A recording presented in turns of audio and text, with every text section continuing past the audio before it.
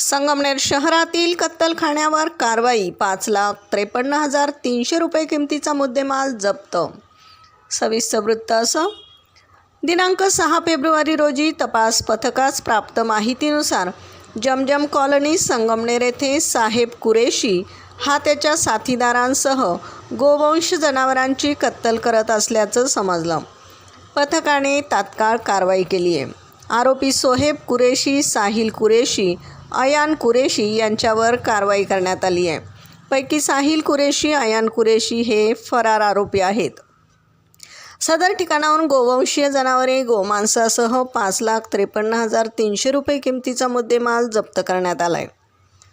आरोपींविरुद्ध संगमनेर शहर पोलीस ठाण्यात गुन्हा रजिस्टर नंबर 127 नुसार गुन्हा दाखल करण्यात आला.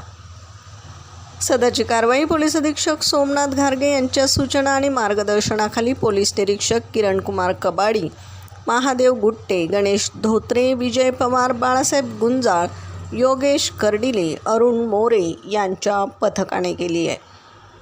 प्रतिनिधीसह महाराष्ट्र जनता न्यूज, अहिल्यानगर.